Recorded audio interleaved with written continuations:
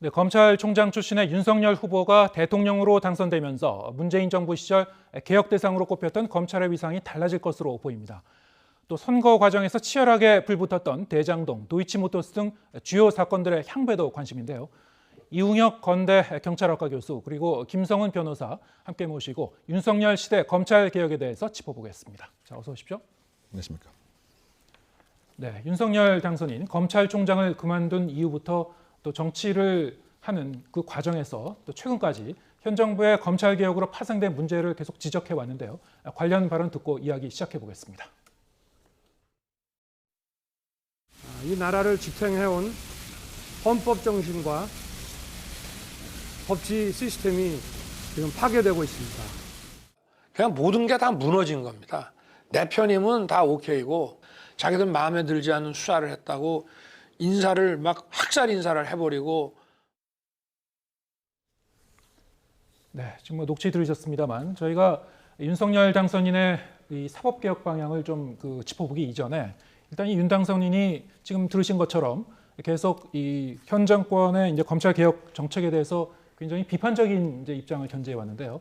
자, 뭐 많은 부분이 이제 인지하고 계시겠습니다만, 자 그렇게 된 배경을 한번 좀 먼저 짚어볼까요? 아무래도 이제 본인이 직접 경험을 했던 여러 가지 사항들이 사법 공약에 있어서 주요한 아이디어의 핵심이 되지 않는가 생각이 드는데요. 구체적으로 보게 되면 아무래도 추미애 법무부 장관이 청구했던 징계 과정에서 본인이 생각했던 여러 가지 사항들, 즉 인사권을 행사하지 못하게 했다든가 이른바 식물총장의 불구한 입장에 놓여진 이런 사항들, 그리고 더군다나 본인이 생각할 때 소위 말해서 법대로 수사를 하려고 마음을 먹었었지만 어쨌든 일정한 정치적인 외압이 있었던 것으로 생각을 했던 것이죠. 네. 이를테면 월성 이 원자 관련된 수사에서부터 또 여러 가지에 있어서 말이죠. 그래서 그런 것으로 봤을 때는 요약하게 되면 검찰의 개혁이라고 하는 것은 검찰 권력의 축소보다는 오히려 정치권이 검찰을 좌지우지할 수 있는 그와 같은 상황을 바꿔야 된다라고 하는 이런 판단에 지금 다다른 것이 아닌가. 즉 약 1년 반 동안 본인이 정치권에서 겪었던 징계 과정, 또 본인이 기획했던 여러 가지 수사에 있어서 외압, 또 그 수사에 관여했던 이른바 측근 아닌 측근들이 다 지방으로 좌천당하는 이런 사항들은 결국 검찰의 개혁으로 볼 수가 없다라고 하는 이런 결론에 이른 것이 아닌가 생각됩니다. 네, 지금 말씀하신 이러한 문제의식을 갖고 있는 이 윤 당선인이 앞으로 이 대선 과정에서 내놓은 이제 사법 공약들을 중심으로 해서 검찰의 위상이라든가 아니면 이제 관련 사법제도에 이제 상당한 이제 수술을 좀 꾀할 것으로 좀 예상이 되고 있는데요. 일단 윤 당선인의 사법 공약들 전체적으로 보면 어떤 부분에 이제 방점이 찍혀져 있다고 볼 수 있습니까? 네, 한마디로 검찰의 독립성을 강화한다. 이 지점이 찍혀 있다고 볼 수가 있습니다.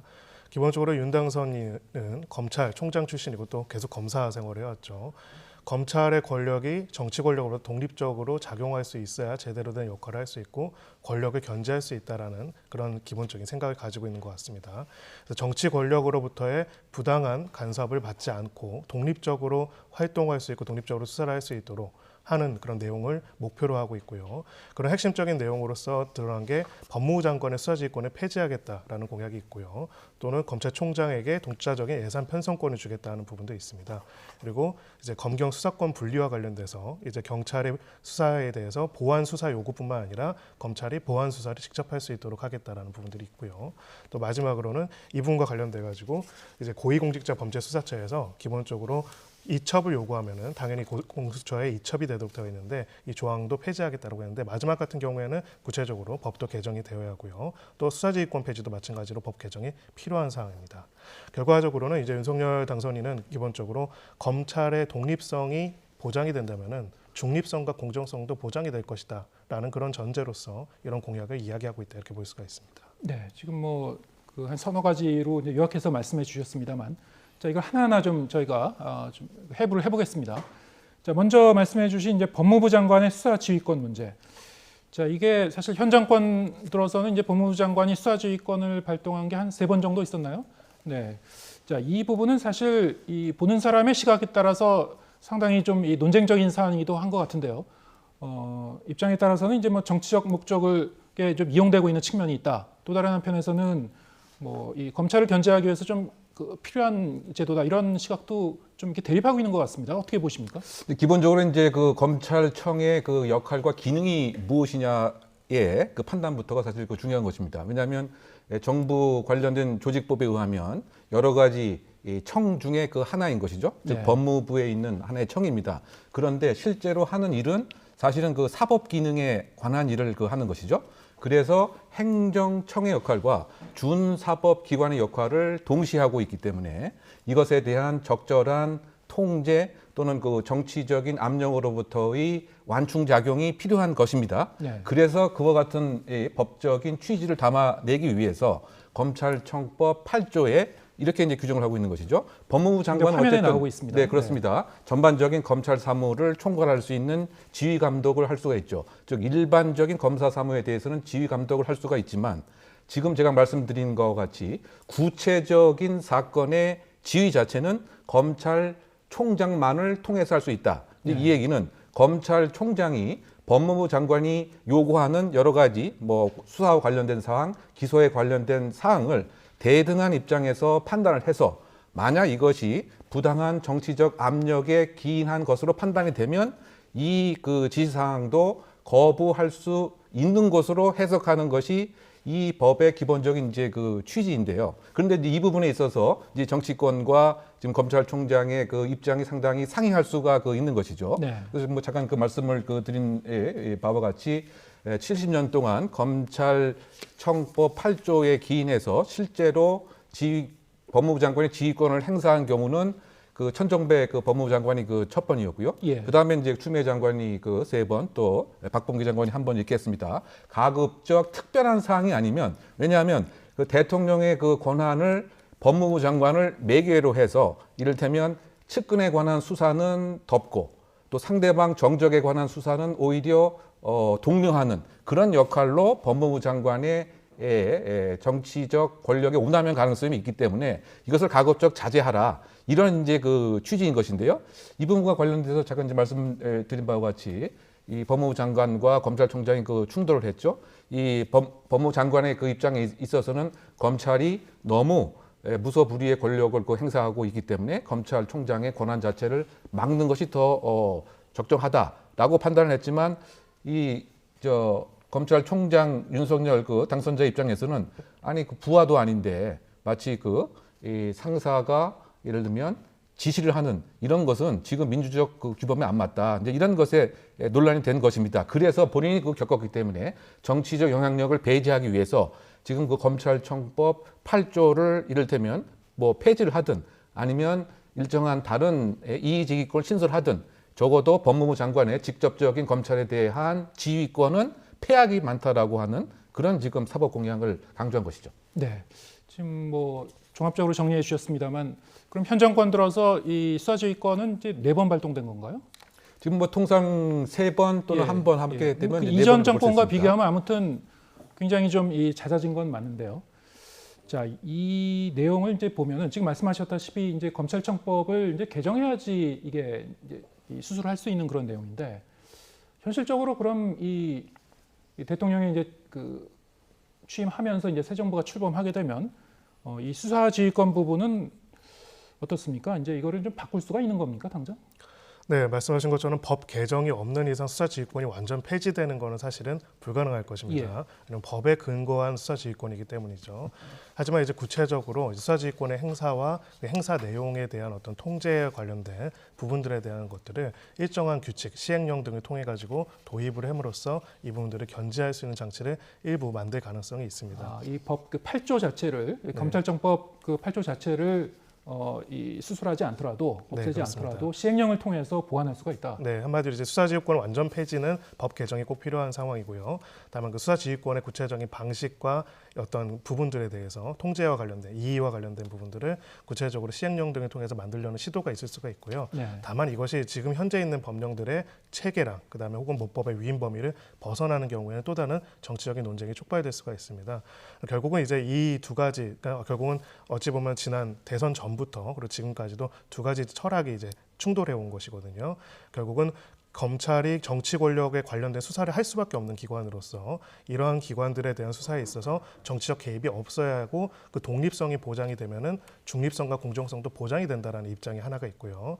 또 하나는 그렇게 정치적인 통제가 없으면은 오히려 그 독립성을 이용해서 또 다른 권력을 가지고 권력 의지를 가지고 또 다른 정치적인 행위를 할 수 있다라는 입장이 있었고요. 이제 후자의 입장이 기존에 지금 이제 현 정부의 입장이었기 때문에 네. 수사지휘권이 활발하게 행사가 됐다면은 당시 검찰총장이었던 윤석열 당선인은 반대 생각을 가지게 되는 것이죠. 결과적으로는 그렇습니다. 제도적으로는 어떤 것이 옳다 그러다 절대적이지 않지만은 수사지휘권을 행사하는 데 있어서 분명한 거는 과거보다는 훨씬 활발하게 행사가 됐고 그렇다면은 수사지휘권을 행사를 하는 데 있어서 어느 정도의 요건 어느 정도의 내용이 있고 그것을 통제하거나 그것이 적절한지 판단에 대해서는 또 어떤 것들이 있어야 하는지에 대한 사회적인 합의와 정치적인 합의와 법률적인 합의를 이루어야 하는 또 새로운 국면에 이른 그런 것이라 볼 수가 있습니다. 네, 알겠습니다. 어쨌든 이 수사 지휘권 자체를 이제 폐지하려면은 그 민주당의 이제 그 국회 동의도 이제 필요한 부분이고요. 이런 경우에는 이제 뭐 다음 총선 때까지 일단은 좀 그 기다릴 가능성이 높고 지금 말씀하신 대로 뭐 다른 방법을 써서 이제 보완하더라도 여러 가지 뭐 사회적 합의와 그리고 어떤 그 정치적 토론 전반적인 그 조율 과정이 좀 필요할 것이다 이런 말씀을 해주신 것 같습니다. 자, 이 법무부 장관의 수사 지휘권 못지않게 또 이 중요한 이 사법 공약 중에 하나가 이 검찰의 독자적인 예산 편성권을 주는 그런 부분이 있었는데요. 자, 이 부분은 어떻습니까? 이것도 아마 이제 생각을 본격적으로 하게 된 게 제 개인적인 평가입니다만, 예. 그 검찰총장 그 시절에 특활비와 관련돼서 그 법무부에서 일정한 지휘 감독을 강하게 했던 이런 것에 터잡은 것은 아닌가 생각이 드는데요. 경험에서 이제 우러나온 그런 네. 고민과 그래서 큰 틀에서 보게 되면 우리가 지금 말씀을 나눈 바와 같이 법무부 장관의 검찰에 대한 지휘 감독을 여전히 문제가 있다고 보기 때문에 즉 예산, 인사가 대표적으로 지휘를 할 수 있는 권한이죠. 그 중에 이제 하나인 그 예산을 법무부로부터 독립을 해서 직접 국회와 책임을 지고 직접 그 재경부에 이와 같은 내용을 전달하게 되면 법무부의 지금까지의 그 이른바 감독의 영역과 공간 자체가 사라지게 되는 그런 것에 그 착안을 한 것이 아닌가 생각이 되는데요. 다만 이제 그 문제가 될 수 있는 부분은 지금처럼 법무부에 대한 감독권 또 예산에 대한 통제도 없어진다고 한다면 과연 검찰의 이른바 그 책임성은 어떻게 담보할 수 있느냐 이런 이제 그 문제점이 있습니다. 물론 지금 그 정치가 법치를 덮었다라고 생각하는 것이 윤석열 당선자의 기본적인 생각인데 또 거꾸로 그 생각하게 본다면 이와 같은 무소불위 권력을 갖고 있었던 검찰의 지금까지의 한국 현대사를 관통한 역사를 보게 되면 이것을 적절하게 제어하는 그러한 제도적 장치도 적어도 행정부 내에서는 있어야 되고 또 국회 내에서도 있어야 되지 않는 것인가. 이제 그런 부분에 있어서 결국은 이제 그 국민들이 어떻게 또 판단을 할지 그다음에 그 검찰 개혁의 가장 핵심이 이처럼 검찰을 통제를 그야말로 풀어주는 형태가 과연 바람직한 것인지는 또 논란이 될 것 같습니다. 어쨌든 그 검찰의 속성을 가장 잘 알고 있는 그 대통령이기 때문에 지금 0.73%의 의미 자체도 이런 통합적인 입장에서 과연 검찰의 정치적인 영향으로부터의 방패막이와 독립성도 중요한데 적절한 제어 장치도 함께 있어야 이른바 그 브레이크 없는 이른바 그 권력 집단이라고 하는 그런 오명도 개혁할 수 있지 않을까 생각해 봅니다. 네, 이렇게 뭐 만약에 이제 수사지휘권 그리고 이 수사지휘권은 이제 그 폐지를 하고 독자 예산 편성권을 검찰에 주게 된다면 지금 말씀하신 대로 이제 검찰을 견제할 수 있는 그 보완책이 무엇이겠느냐? 이를테면 뭐 인사권 하나 이제 남는 건가요? 어떻게 된 겁니까? 네, 현실적으로는 인사권만 행정부 차원에서는 남게 되는 부분이고요. 네. 또 이제 기본적으로 윤석열 당선인의 여러 가지 인터뷰들을 보면은 검찰 권력에 대한 통제는 사법부가 하는 것이다. 소위 예. 말해서 기소 내용이라든지 영장 청구에 대해 가지고 법원이 이제 통제를 하는 것으로 족하다라는 기본적인 생각을 가지고 있는 걸로 보입니다. 근데 저희가 이제 지난번에 이제 검찰 개혁의 과정에서 여러 가지가 강화가 됐죠. 공수처가 설치가 됐고 검경 수사권이 조정이 됐고 또 수사지휘권이 구체적으로 여러 번 행사가 되기도 했습니다. 검찰총장에 대한 첫 번째 이제 직무 정지와 이제 소위 말하는 징계도 있었고요. 또 반대로 이제 지금 윤석열 당선인의 공약은 또 이 부분에 있어 이제 상당히 이런 부분들이 다 회복 원상 복귀를 하거나 아니면 바꾸는 그런 내용들입니다. 네, 저희가 어찌 보면 아까 교수님께서 잘 말씀해 주셨지만은 과거에 또 이 개혁을 위해서 밀어붙이는 과정에서 굉장히 많은 또 갈등들이 있었고 이것이 또 다른 어떤 정치적 의도를 가지고 한 것이 아니냐라는 비판도 있었죠. 예. 반대의 경우도 마찬가지라고 생각합니다. 그러니까 검찰의 권력에 있어가지고 기본적으로 검찰 권력을 통제하기 위해서 하는 것이 결국은 정치적인 목적으로 이루어지는 것이 아니냐는 비판이 있을 수 있는 것처럼 검찰 권력을 강화하는 것이 또 다른 정치적인 목적으로 비화되지 않느냐라는 비판과 사회적 갈등이 또 유발될 수 있는 부분이 있거든요. 어찌 보면 이제 다시 이제 그렇다면은 기존에 이루어졌던 제도라든지 통제가 검찰의 독립성과 공정성을 보장하면서도 말씀하신 것처럼 검찰 내부의 공정성과 독립성을 보장할 수 있는 내부적 체계를 그럼 어떻게 할 것인가? 즉 검찰 개혁이 명분이 그 검찰 개혁의 명분 자체는 살리면서도 검찰 개혁 명분으로 이루어진 잘못된 조치들은 어떻게 바꿀 것인가라는 두 가지를 다 고려하지 않고 만약에 하나의 방향으로만 가게 된다면은 또 다시 이제 이 문제를 가지고 다시 또 검찰 관련된 문제들이 정치의 제일 전면에서 제일 이슈가 되는 갈등이 벌어질 수도 있지 않을까 생각이 들고요. 그런 부분에서 이제 윤당선인이 지금 한 핵심 공약들은 독립성 보장 강화 쪽으로 있는데 네. 그 바로 다음 질문인 그렇게 독립성을 가지고 있는 검찰은 그러면 어떻게 공정하고 중립적으로 권력을 행사할 수 있을 것인지에 대한 통제 장치를 기존과는 다른 관점에서 독립성을 보장하면서도 할 수 있는 관점에서 이 부분에 대한 대안 또한 내놓아야 하는 것이 새로운 행정부의 또 역할이 아닐까 싶습니다. 그런 부분에 대한 이제 고민이 필요하겠군요. 지금 저희가 이제 이 윤 당선인의 이 사법 관련 공약을 하나하나 계속 좀 짚어보고 있습니다만, 뭐 아까도 이제 잠깐 언급을 하셨습니다만, 이제 검경 수사권 조정 관련된 그 사안도 있고요. 또 하나 이제 굵직한 게 이제 공수처의 이른바 이 수사 우선권을 어떻게 이제 이 손질할 것인가. 여기 대해서 이제 상당히 좀 비판적인 견해를 갖고 있단 말이죠. 윤 당선인은. 이른바 이제 공수처법 24조죠. 거기에 이제 이 수사 우선권 관련 내용이 있는데 저희가 지금 계속 짚어보고 있는 내용들은 상당 부분이 거듭 말씀드립니다만 이제 이 국회에서의 이제 그 동의가 필요한 법을 이제 바꿔야 되는 그 부분들이 있어서 좀 맞물려 있는 사안들이긴 합니다. 어떻게 전망하십니까?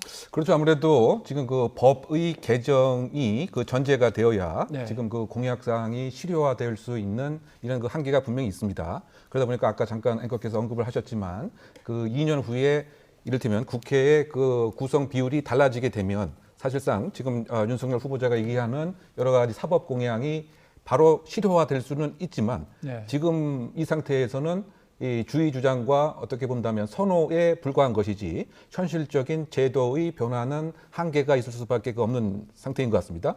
지금 그 공수처와 관련된 이른바 폐지를 공약으로 얘기를 했지만 그 핵심적인 것이 결국은 24조에 예를 들면 여러 가지 그 수사기관의 사물 관할이 중첩이 됐을 때 그랬을 때 가장 우선적인 이 권한을 갖는 것이 지금 공수처로 지금 되어 있습니다. 그런데 예. 문제점이 된 것은 혹시 친정부 성향의 이른바 그 법관 또는 그 검사가 범죄 혐의와 연루가 됐을 때 공수처가 사건에 관한 이첩을 요구를 하고 그 다음에 이것을 전격적으로 수사를 하지 않고 그냥 이른바 유야무야 되게 된다고 한다면 이것이 가장 큰 문제가 아니겠느냐. 네. 그리고 이것과 관련된 지금 뭐 친정부 이 인사들도 수사를 하고 있는 상태로 되어 있지만 윤 총장이 느꼈을 때는 윤 후보자 느꼈을 때는 이것 봐라 그 공수처가 결국은 친위 정권 수사대로 바뀌어서 수사를 안 하고 있다. 반면 정적은 표적을 삼아서 수사를 하고 있다. 왜냐하면 그 윤석열 후보자 역시 공수처에 의해서 지금 피의자로 입건된 것이 한 세 건 정도 되고 있는 것으로 있죠. 생각이 됩니다.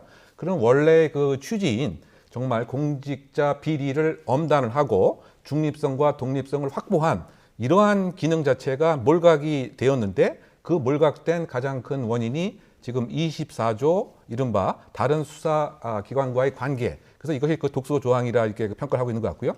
우리가 한 뭐 1년 정도 이렇게 지켜봤습니다만 공수처의 그 차장이 스스로 우리는 아마추어 수사기관이다. 뭐 예. 이렇게 그 얘기한 그 점이라든가 또 특정적인 사건에 있어서 체포영장, 구속영장을 계속 청구했음에도 불구하고 연속으로 기각이 되었던 이러한 그 일련의 그 이야기들 또는 수사 절차에 있어서 압수수색 과정을 위반한 위법 절차 수집의 문제점이 노정되었던 이런 점들을 보게 되면 공수처가 실력도 없고 또 명분도 지금 상실되기 때문에 과연 계속 존치할 필요가 있느냐. 그렇다고 본다면 오히려 수사를 경쟁하는 입장에서 특정적인 고위 범죄자의 비리도 경찰도 수사하고 검찰도 수사하고 또 필요하면 고위 공수처도 함께 수사를 해서 이와 같은 친위 소위 말해서 정치 수사의 일선 기관으로서의 그런 가능성을 아예 법으로 배제를 해놓자. 그러기 위해선 일단 24조를 폐지를 하자라고 하는 것이 윤석열 당선자 입장으로 요약이 됩니다. 네. 뭐 이제 전반적으로 보면은 이제 공수처가 이제 만약에 이제 이 관련 그 조항을 이제 폐지를 하려면 뭐 거듭 얘기합니다만 이제 법 개정이 필요한 사항이고 또 공수처장의 임기도 좀 남아 있지 않습니까? 그래서 이 윤당선인 입장에서도 취임 이후에도 이거를 이제 전면적으로 수술하기는 좀 당장은 좀 어려울 것이다 이런 전망이 좀 많은 것 같고요. 그래서 일단은 뭐 앞으로 한 2년 정도 좀 더 공수처 입장에서는 좀 뭐랄까요 유예 기간이랄까요? 뭐 이런 기간을 좀 가질까요? 네. 좀 그 기간 동안에 지난 1년간 상당히 좀 그 성과가 초라했다는 그런 평가를 받았습니다만, 이 엊그제 이제 첫 공소 제기한 뭐 그런 그 뉴스도 있었죠. 네. 그래서 앞으로 이제 좀 더 이제 공수처의 이제 수사 진행 그 상황을 좀 지켜봐야 되는 건가요? 어떻습니까? 네, 그럴 것으로 보입니다. 일단은 말씀하셨던 것처럼 많은 이제 현재 이제 변화에 있어가지고 크게 두 가지 이제 분명한 선이 있는 부분이 있습니다. 즉, 첫 번째로는 법 개정이 필요한 부분은 국회의 동의를 거쳐야 하는데 예. 결국은 국회에서는 지금 민주당이 과반을 넘는 의석을 가지고 있죠. 두 번째는 이제 임기가 남은 이제 각 책임자분들이 있습니다. 이런 상황에서 현실적으로 갑자기 급격한 변화가 이루어지기는 쉽지는 않을 것으로 보입니다. 근데 하지만 오히려 그렇다면 이 과정에서 지금 이제 총장, 지금 이제 공수처장은 어떻게 보면은 새로운 정부가 임명한 사람이 아니지 않습니까? 그런 분들이 원래 공약대로라면은 어떻게 보면은 공정하게 정치적인 입장이라든지 정권의 눈치를 보지 않고 하는 수사들을 하려고 원래 만들어진 거라면은 그런 것들을 어떻게 할 것인가, 그리고 그 과정과 대상과 절차에 있어가지고 어떻게 정치적인 논쟁을 피할 것인가에 관한 부분들을 앞으로 다루는 것이 2년 동안에 사실은 뭐 정부뿐만 아니라 정권뿐만 아니라 국민들이 바라보게 되는 공수처의 평가의 어떤 바로미터가 되는 기준이 될 것이라고 생각을 하고요. 거기에 따라서 기본적으로 달라질 수 있는 부분이 있고요. 다만 이제 구체적으로는 그렇다고 중요한 공약으로 이야기한 부분들에 있어서 하나도 어떤 것들을 안 하기도 또 어려운 부분들이 있을 겁니다. 구체적인 시행령 내용이라든지 또 일부 인사권 등을 통해 가지고 이런 부분에 있어 가지고 새로운 공약을 반영할 수 있는 부분들을 시도할 가능성은 배제할 수 없다 이렇게 생각합니다. 지금 이제 언급하신 그 예. 부분이 공수처의 역량을 가늠할 수 있는 바로미터가 될 것 같습니다. 2년 동안요. 네, 예. 특히 이제 어제 그 처음으로 기소가 이루어진 것이죠. 그 나름대로 그 형사사법의 의미는 있습니다. 지금까지 그 검찰이 기소 독점주의로 검찰만이 기소를 했지만 어제 처음으로 검찰이 아닌 다른 기관인 공수처가 기소를 하게 됐죠. 이른바 그 김영준 스폰서 검사라고 하는 그 뇌물 혐의와 관련돼서 그것이 이제 의미가 있을 수가 있다고 한다면 공소 유지가 제대로 되고 유죄 판결을 받게 되면 나름대로 역량을 인정할 수 있는 처음 시작은 됩니다. 왜냐하면 2016년, 17년도에 이 사건과 관련돼서 검찰은 무혐의로 결국은 종국적인 처분을 했습니다. 그래서 문제가 되었던 것은 같은 검찰 내에 제 식구 감싸주기에 검찰에 문제가 있었는데 공수처의 새로운 수사를 통해서 1,000만 원 이상의 뇌물과 향응을 만약에 입증을 한다고 하면 나름대로 공수처가 그래도 수사 역량이 지금은 조금 경험이 일천한 탓이지만 가능성이 있구나라고 하는 시그널을 보낼 수가 있지만 만약에 공소유지가 제대로 안 되고 무죄가 되었다. 왜냐하면 이 건도 사실 그 직무 관련성과 관련돼서 김영준 검사가 그 당시에 있었던 보직을 떠나면서 소위 말해서 나름대로 영향력을 행사했다고 하는데 그때 아마 그 논거가 됐던 것은 직접적인 그 직무 대가성이 없다라고 하는 입장이었는데 이번에 그 공수처가 과거의 그 판례를 찾아서 과거에 그 다루었던 사항도 직무로 볼 수가 있다라고 해서 이제 직무 대가성으로 판정을 한 것 같고요. 더군다나 그 수수 액수도 가장 보수적으로 한 1,100만 원 정도를 이렇게 줄여 놓은 것 같습니다. 예. 그런데 만약 이름에도 불구하고 혹시 직무 대가성과 관련된 증거에 있어서 증명력을 제대로 판사로부터 확보를 못하면 역시 그 공수처는 수사에서도 못하고 공소유지도 못하지 않느냐라고 하는 이런 비판이 더 강화될 수 있기 때문에 어제 이루어진 1호 공수처에 의한 기소 건이 과연 어떠한 결과가 나올 것인가가 아까 말씀하신 2년 내에 평가를 받는 첫 바로미터가 아닌가 생각해 봅니다. 알겠습니다. 저희가 뭐 오늘 그 대담 시간에 할애된 시간은 다 지났습니다만 중요한 질문 하나 저희가 이제 빼먹은 게 있어서요. 한 가지만 더 질문드리겠습니다. 지금 그 대선 과정에서 이 후보자 측이나 후보자 가족과 이제 좀그 관계가 있는 그 중요한 사건들이 몇 가지 수사에 진척이 별로 없었는데요. 대장동 사건이라든가 아니면 도이치모터스 주가 조작 사건. 자, 앞으로 이제 새 정부가 출범하게 되면 이 부분은 어떻게 좀 다뤄지게 될 걸로 전망하시는지요? 네, 소위 말해서 어떤 의혹이라도 누구와 관련된 것이라도 그것을 가리지 않고 형평에 맞게 수사가 이루어지는 것들을 지켜보게 될 것입니다. 기본적으로는 지금 뭐 당선인 쪽이나 혹은 야당이 된 이제 민주당 쪽에서도 서로 이 수사의 공정성에 대해서 문제를 제기해 왔죠. 그렇기 때문에 일단은 바로 특검이 진행될 가능성은 지금 현재 상태에서 좀 낮다라고 생각을 하고요. 특검 가능성은 낮다. 네, 현재로서는 낮다고 네. 생각하고요. 일단은 지금 검찰의 수사에 관련돼서 일단 가장 중요한 부분은 이제 인사 이동들이 있고 그 인사를 바탕으로 해가지고 새로운 수사팀이 꾸려지거나 그런 검찰의 수사 내용들을 바탕으로 그 경과를 바탕으로 그것이 미진할 경우에는 특검으로 나아갈 가능성이 있다라고 생각을 합니다. 하지만 분명한 것은 지금 대선 기간 동안에 유불리를 떠나가지고 수개월 동안 이런 수사들이 어떻게 보면 아예 마치 휴가를 간 것처럼 몇 달 동안 진행이 안 된 부분들이 있습니다. 예. 이런 부분에 있어서는 적어도 이제 수개월 후부터는 빠르게 수사의 속도가 붙을 가능성을 배제할 수 없다 이렇게 생각합니다. 예, 알겠습니다. 일단 이제 새 정부 출범 직후에 이제 검찰 인사 내용을 보고 그 이후에 이제 이 사법 개혁 방향 그리고 말씀하신 이런 사건 처리 방향도 좀 가늠해 볼 수 있을 것 같습니다. 예, 알겠습니다. 오늘 이웅혁 건국대 경찰학과 교수 그리고 김성은 변호사와 함께했습니다. 고맙습니다.